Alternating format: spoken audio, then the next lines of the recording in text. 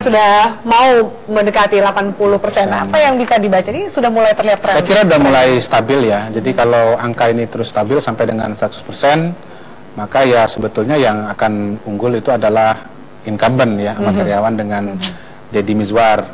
Deddy Mizwar menggantikan Dede Yusuf.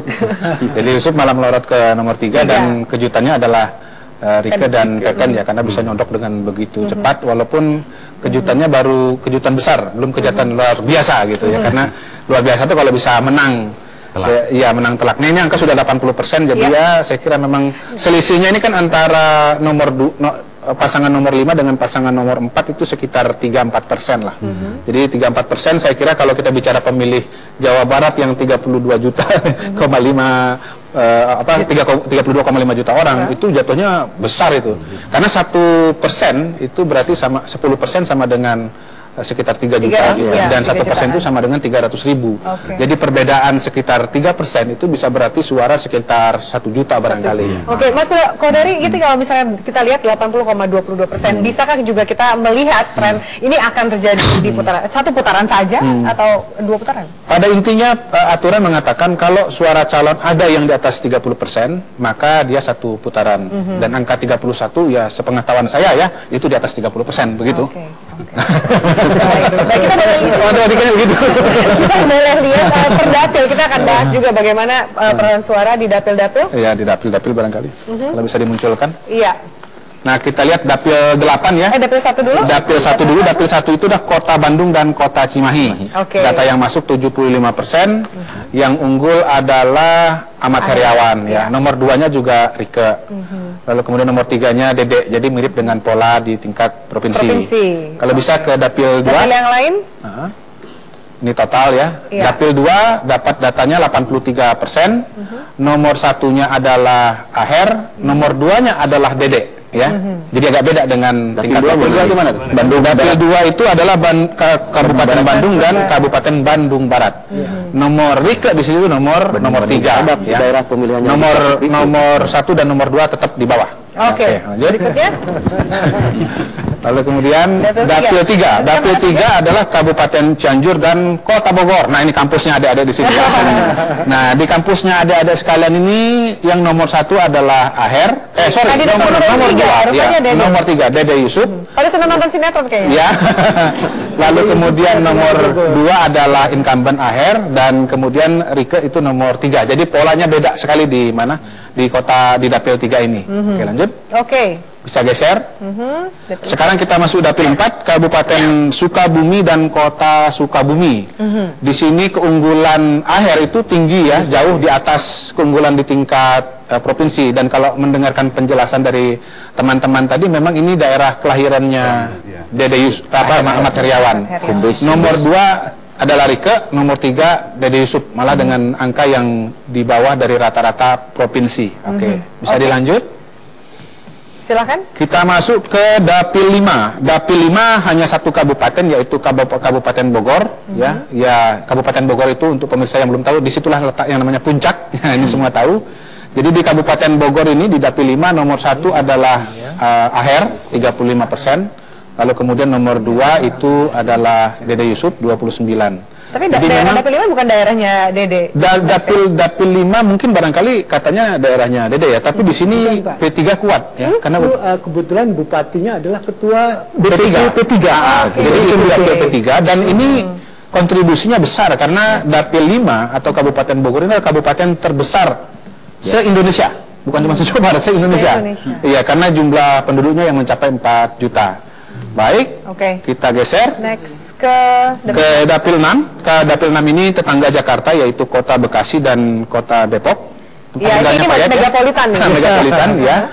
Di sini yang unggul adalah Ahmad Heriawan ya, kemudian nomor 2 itu Rieke. Jadi untuk sementara saya polanya agak merata ya. Ternyata Ahmad Heriawan ini keunggulannya cukup merata.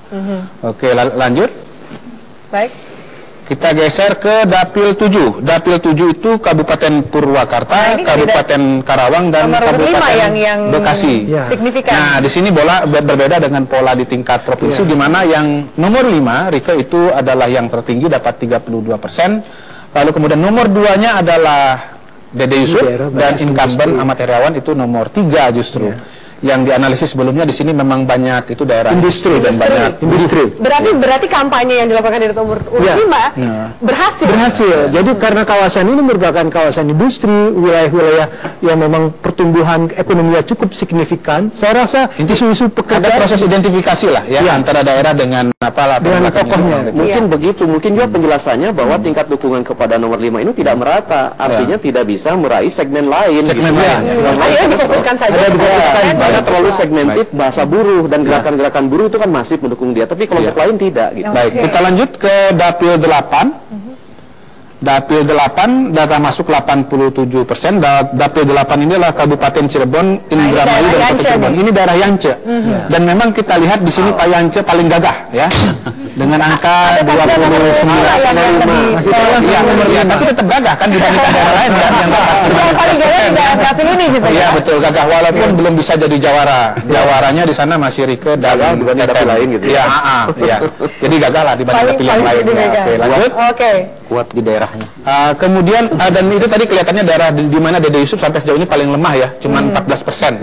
Lemah sekali di Cirebon. Oke, dapil Kita 9 masuk ada ke dapil 9, Majalengka. ini Majalengka, Sumedang dan Subang ya. Ini orang-orang PDI banyak di sini. Jadi Subang ini PDI, lalu kemudian Sumedang ini juga PDI, Majalengka seingat saya juga bupatinya adalah PDI. Oke. Dan itu tercermin dari hasil di mana pasangan calon dari PD Perjuangan yaitu Rike dan Teten itu 32%, cantik dan bersih ya. Cantiknya Rike, bersihnya Teten. Rambutnya yang bersih katanya, kepalanya bersih.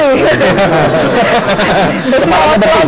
Betul. Oke. Jadi yang nomor 2 adalah Ahmad Heriawan, Ya. 26,44, dan nomor 3 adalah pasangan Dede Yusuf. Di sini juga lumayan Pak Yance agak gagah 17. karena angkanya 17%. Oke. Ya, oke, lanjut. Baik.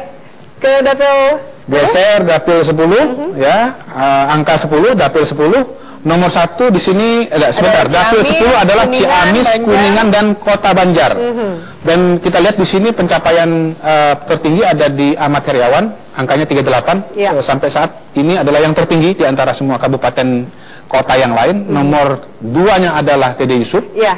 Nomor 3-nya adalah Oke. Rike. Ada yang ingin ini faktor apa kemudian kandidat nomor urut 4 akhir ini tinggi sekali. Tinggi sekali. Tinggi sekali 38,41%. Ada yang bisa Ya, Ciamis, Kuningan, Banjar. Pak Aceh? Saya mungkin ini ya, Ciamis itu kan sebetulnya Ciamis Pangandaran itu basisnya PDI ya. PDI sangat kuat di sana, tapi kita lihat bahwa di sini justru akhir yang menang ya. Iya. Jadi artinya mesin partainya menurut saya tidak berjalan dengan baik ya, PDI di sana. PDI mulai memutih gitu. Mulai dan kemudian akhir menang dan mungkin suaranya ke sana ya, ke Ya. sana, dan artinya ada pengikisan ideologi terhadap partai itu ya, jadi keyakinan pada partai tersebut dan dia beralih ke artinya kan ada lebih pragmatis ya. Cuman untuk catatan, memang angka di sana yang masuk itu baru 64%, jadi di bawah rata-rata provinsi ya. Barangkali karena jauh tadi itu ya. Ya, dan mungkin ingin saya tambahkan yang menarik bahwa tadi dikatakan oleh Pak Karim bahwa Rike ini ya, dia ibunya ibu aktivis gitu loh. Baik. Perempuan aktivis. Citranya adalah sebagai Citranya ibu adalah aktivis, aktivis. yang Iya, aktivis. iya, makanya dia akan menang di wilayah yang keras, buruh dan lainnya di utara ya. Nah di selatan itu kan butuh ibu Sunda yang halus gitu loh. Ya. Saya Jadi rasa ada, Baik. Ini dapil silakan. ya apa namanya? Saya rasa ada faktor lain tuh ini ya, apa namanya? Ini kan pertarungan antara kemapanan dan perubahan. Iya. Jadi incumbent ini Iya. kan mapan ya kan ya, dia menawarkan program-program yang mapan, lanjutkan dan sebagainya. Oke. Nah di pihak lain kan ada orang yang ingin perubahan. Menurut saya orang yang mengangkat perubahan ini gagal karena tidak mampu ini menunjukkan apa perubahannya. Oke. Obama menunjukkan ini kan ya, ingin berubah, tapi dia menunjukkan dengan jelas apa yang akan berubah. Nah, Ditangkap maksudnya ya. Oke. saya menilai ini perubahannya tidak cukup jelas. Perubahan ke arah mana yang ingin ditawarkan? Baik. Ini menarik juga dapil 11 ini daerahnya Pak Tatang, boleh dilihat. Oke, dapil 11 ya, sampai lupa dapil 11 ya. Jangan lupa dapil 11. Jangan ketinggalan. Kabupaten Garut, Kabupaten Tasikmalaya dan Iya. Kota Tasikmalaya. Oke, di sini Kita ternyata lihat. kandidat nomor 4 ya. Yang menarik, nomor 1 masih Ahmad Heriawan, Iya. nomor 2 adalah Dede Yusuf, nomor 3 adalah Di mana? Oke. Rike ya. Oke, nanti dianalisa sesaat lagi, kita harus jeda. Oh, baik. Usai headline news berikut ini pemirsa.